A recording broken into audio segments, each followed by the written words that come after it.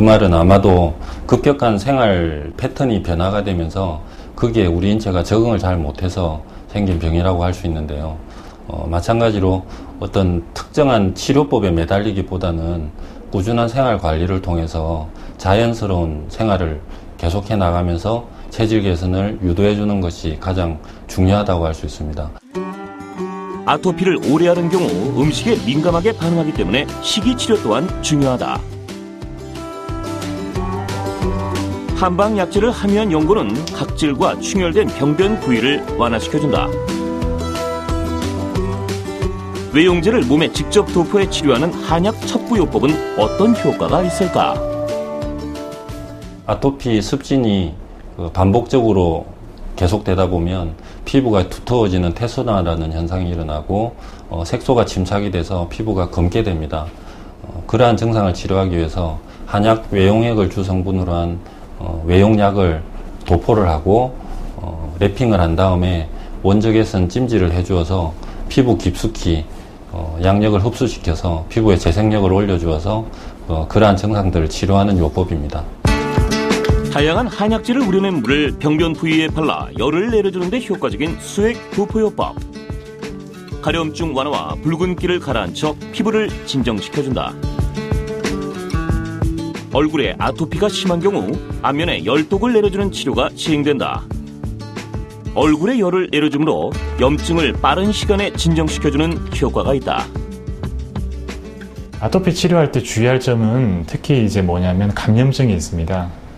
어린 아기들은 그나마 좀 덜한데 나이를 먹게 되면 이제 3살, 4살 넘어가게 되면 아이들이 긁게 됩니다. 가려워서. 긁으면 자신도 모르게 상처가 나게 되고 그로 인해서 2차 감염, 예를 들어 농가진이라든지 이런 부분이 나타날 수 있거든요. 그런 부분이 나타나지 않도록 관리해가면서 치료하는 것이 중요하고요. 또 하나는 음식은 어떻게든 자극 요인이 됩니다. 그러니까 치료가 완료되기 전까지는 음식을 좀 가려주고 제한할 필요는 좀 있습니다. 가려움증을 동반한 현대인의 고질병 아토피 피부염. 명확한 원인도 확실한 치료법도 없는 상황이지만 증상 완화를 위한 생활습관 개선과 꾸준한 관리가 필요하다는 것을 꼭 기억하자. 아토피 피부염의 한의학적 치료법을 잘 보았습니다. 네. 누릅나무의 성분이 아토피 피부염에 도움을 준다고 하는데요. 원장님, 구체적으로 이 누릅나무가 어떤 것이고 어떤 기전에 의해서 좋아지는지 설명 좀 부탁드립니다. 누릅나무는 그 평강공주가 바보온달 찾아갔을 때 집에 없었거든요. 사실은 어머니의 그 식량을 만들려고 산에 가서 뿌리 껍질을 캐러 갔었습니다. 그러면서도 이 누릅나무는 종기가 났을 때 이렇게 찧어서 밀가루 반죽에 붙이면 종기가 쏙 빠지고 새살이 잘 나고 해서 우리 민간적으로 이것이 이제 그 우리 민족하고의 어떤 건강도 지키고 구황작물로서 역할을 해왔는데 이 누릅나무는 이렇게 성질이 어떤 성질이 있냐면은 이렇게 잘라보면은 다려보면은 끈끈한 액자가 나옵니다. 이것이 바로 그 어떤 염증을 치는 성질이 강하고 또 누릅나무를 이렇게 껍데기를 벗겨보면은 다른 나무는 다 죽어버리거든요. 근데 이것이 껍데기 그대로 나와요. 껍데기는 사람으로 말하면 피부인데 네. 이런 것들이 이런 재생작용, 피부의 재생 이것이 바로 우리 아토피성을 치료하는 그런 작용을 한다고 볼 수 있습니다. 네, 아토피 피부염의 그 한방적 치료법으로 인해서 그 네. 대한민국 글로벌 의료 서비스의 대상에 그 한방 부분에 대상 수상하셨다는 데 대해서 네. 들었는데 네. 축하드립니다. 네, 감사합니다. 네. 어떤 치료법이 이제 그 대상을 받게 됐는지 치료하는 것을 어떻게 하는 것인지 자세히 설명 좀 부탁드릴까요? 사실은 기존의 아토피 약제들은 주로 스테로이드가 많이 있어서 어떤 부작용이 심했었습니다. 근데 저는 이제 평상시에 누릅나무를 학교에도 박사도 받았지만은 많이 연구했습니다. 여기에서 이제 충문증이나 비염약도 개발했지만은 이걸 갖다가 이제 피부병에 치료해본 결과 상당히 효과가 좋았습니다. 우리 직원 하나가 있었는데 수년 전부터 아토피로 인해서 엄청 고생하고 있었는데 이 사람을 치료하면서 이렇게 여기다가 여러 가지 약재를 섞어서 어성소 산파유를 섞어서 이렇게 하다 보니까 이것이 바르기만 해도 어떤 피부의 독소가 빠지고 또 어혈이 없어지면서 새살이 잘 나고 또 한 달 내지 2달이면 치료가 되고 쉽게 재발하지 않는 것이 특징입니다. 네. 지금 말씀하신 방법으로 치료를 할 경우에 치료 기간이 또 얼마나 걸릴까? 그렇죠. 이 부분도 상당히 궁금해요. 어느 정도 걸릴까? 보통 가려운 것은 보통 바르자마자 없어지는데 호전되려면 한 일주일 정도 걸립니다. 그러면서 보통 한 달 내지 2달 정도 치료하면은 이것이 증상이 없어집니다. 예. 아주 심하지 않은 경우는 쉽게 조절이 되나 봅니다. 그러면 원장님, 우리가 쉽게 붙이는 파스 같은 데에도 약물의 부작용이 이렇게 경고가 쓰여 있지 않습니까? 이 아토피 연고도 보면 한방, 양방을 통틀어서 보면 장기간 사용하는 경우가 많이 있는데 이랬을 때 그 부작용, 예상되는 부작용 어떤 것들이 있을까요? 스테로이드 부작용에서는 첫째 요소는 피부가 위축됩니다. 마치 오래 쓰다 보면은 피부가 두꺼워지면서 코끼리 껍질처럼 이렇게 태산화된다고 하는데 이렇게 될 수가 있고요. 두 번째는 피부가 이제 발모가 됩니다. 그래서 어떤 사람 치료하다 보면 어린데도 그 아토피 부위에 시커멓게 털이 난다든가, 또 세 번째는 접촉성 피부염이라든가, 또 스테로이드 많이 쓰다 보면 여드름이 발생할 수가 있고, 또 입 주위에 피부병이라든가, 또 이런 여러 가지 부작용이 나타날 수가 있고, 특히 스테로이드를 연고를 바르고 나서 거기다가 이제 비닐을 붙인다든가 이러면 상당히 더 강하게 부작용이 나타날 수가 있고, 어린이라든가 노인성에 있어서는 더 강하게 부작용이 나타납니다. 그리고 피부 박탈 현상이 있는데 아토피를 쓰다가 갑자기 중지했을 때 전신이 붉어지면서 반점이 생기면서 이렇게 가려지고 허물이 벗겨지는 그런 아주 무서운 것도 스테로이드 장기적으로 사용했을 때 그런 나타나는 현상입니다. 네. 요즘 어디를 가나 아토피 피부염 치료제 쉽게 볼 수 있잖아요. 그렇죠. 여기저기서 다 또 판매를 하고 있는데요. 한방적인 치료만의 특징이라고 해야 될까요? 그 제품을 좀 고를 때 한방 제품이더라도 주의사항이 있을 것 같아요. 어떤 점에 유의해야 될까요? 특히 이제 사실은 아토피 환자들은 피부에 보습작용이 있는 그런 걸 선택해야 됩니다. 가장 중요한 것은 피부가 건조하기 때문에 그래서 보습작용은 한방제품을 선택해야 되고, 두 번째는 정말 이것이 객관적으로 한의학적으로 약효가 있는가, 민간적으로 하나 넣고서 한방 이렇게 붙일 수가 있는데 그건 안 되고, 또 세 번째는 제대로 함량이 제대로 돼 있는가, 또 기간은 말할 것도 없고요. 그래서 가장 정확한 것은 한의사한테 자문을 받아서 선택하는 것이 가장 좋다고 볼 수 있습니다. 어떤 약의 선택에 있어서는 주치 선생님에게 꼭 한 번쯤 상의 드리는 것이 옳은 길이라고 생각합니다. 혹자는 아토피 피부염을 가리켜서 가정 파괴범이다라고 부르기도 합니다. 환자 본인뿐만 아니라 그 환자를 돌보는 부모나 가족에게 큰 고통이 오기 때문인 것 같습니다. 많은 분들이 고통과 불편을 겪고 있는 이 아토피 피부염, 이제는 환자와 그 가족 외에도 사회가 적극적인 관심을 가져야 할 질환이 아닐까 하는 생각을 해봅니다. 자, 이번 주 건강정보에서는요, 피부 건강에 도움이 되는 정보들 준비했는데요. 지금부터 확인해 보시죠. 아토피 완화에 좋은 혈자리 국지혈. 올바른 혈자리를 알고 지압을 해주는 것만으로도 아토피가 완화될 수 있는데요. 팔이 접히는 곳에서 오목하게 들어간 국지혈을 눌러주면 불필요한 노폐물이나 독소를 배출해 피부를 깨끗하고 촉촉하게 유지하는 데 도움이 됩니다. 아토피 완화에 좋은 혈자리 내관혈.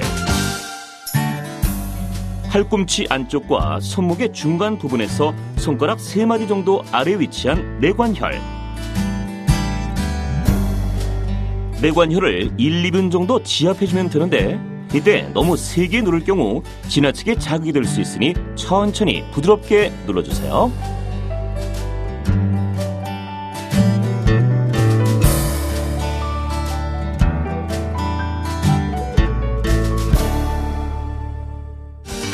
아토피 완화에 좋은 혈자리 용천혈. 발바닥을 구부렸을 때 오목하게 들어간 부분에 용천혈. 기력이 샘처럼 솟아나는 혈이란 뜻으로 피로 회복과 혈액순환을 도와줍니다. 혈액순환이 잘 돼 피부 재생과 아토피 완화에 굿!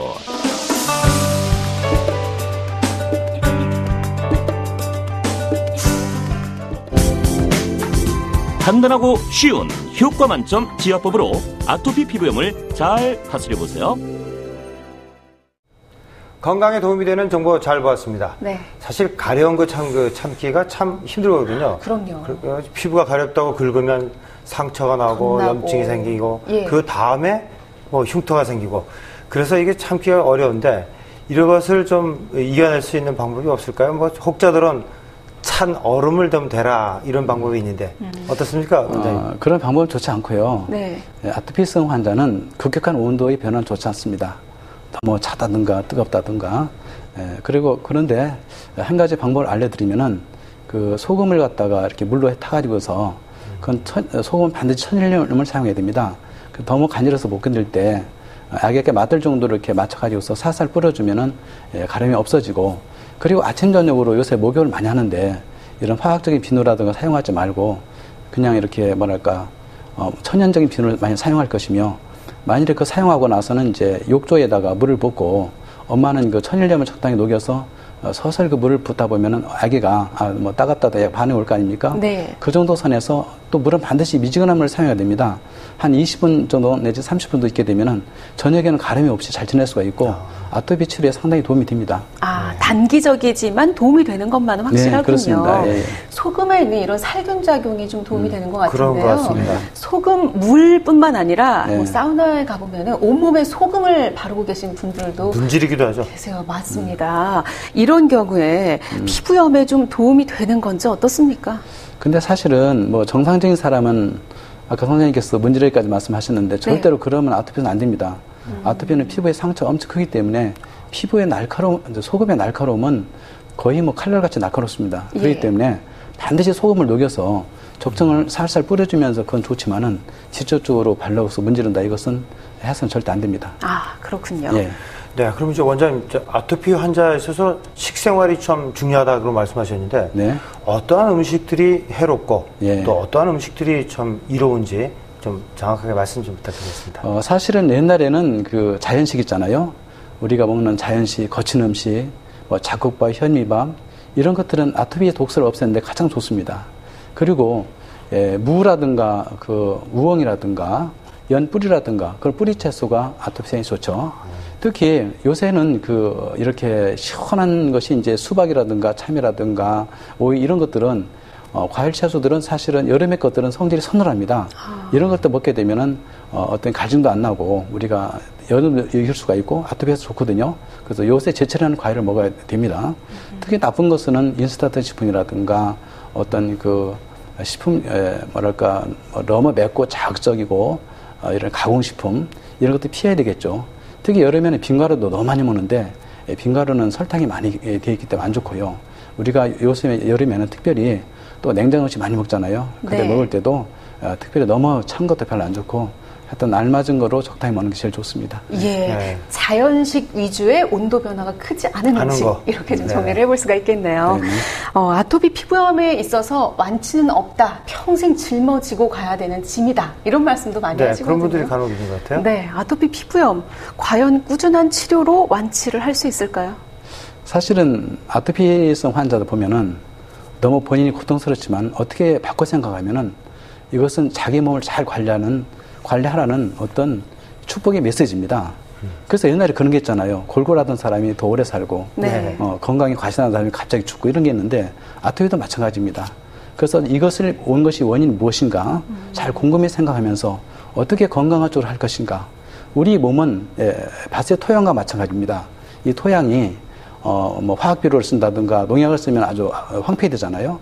그러나 낙엽을 쓴다든가 TV를 써서 토양을 비옥화시키면은 이게 건강한 토양이 되듯이 우리 몸도 마찬가지입니다.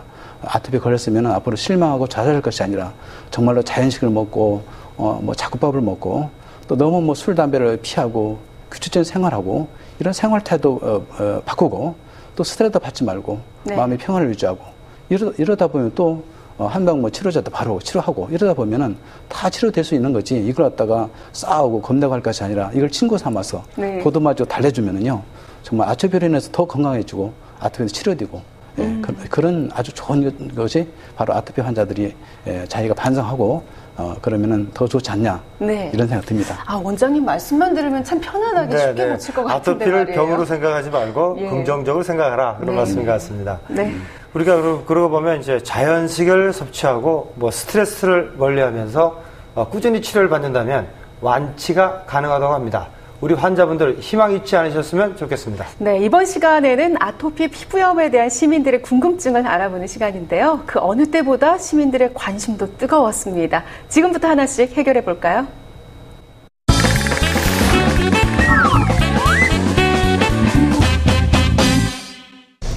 비염이 있는 사람은 아토피에 걸릴 확률이 높고 아토피가 있는 사람은 비염에 걸릴 확률이 높다고 하던데 그게 정말 사실인지 궁금합니다. 아, 저도 이런 얘기를 종종 듣습니다. 그렇죠. 비염과 아토피 피부염 얼마나 관계가 있는 건지 궁금한데요. 그래서 이제 사실 알레르기 피부염, 알레르기 비염 다 같은 그 면역 질환인데요. 네. 또 한방에서는 코는 폐하고 연결돼 있다. 또 폐는 피부를 주관한다. 그래서 사실은 코질환, 피부질환, 그 한의학에서도 하나로 보고 있습니다. 그렇군요. 예. 그러면 그 정도로 밀접한 관계가 있다 이런 설명이신 그렇습니다. 거네요. 그리고 이제 폐는 또 폐하고 대장은 부부장군입니다. 그래서 우리가 대장이 나쁘면은 여드름도 생기고 피부는 생기잖아요. 예, 그런 것들이 사실 한방에서는 다 모든 것이 연결체로 보고 있습니다. 예, 알겠습니다.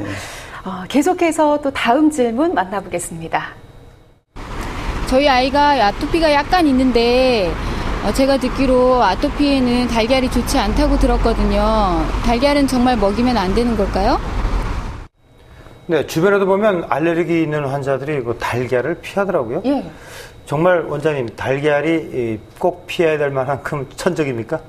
아토피성 환자는 특정 식품에 대해서 나빠지는 확률이 18.2%라고 합니다. 그 대표적인 것이 달걀이라든가 우유라든가 또 땅콩이죠.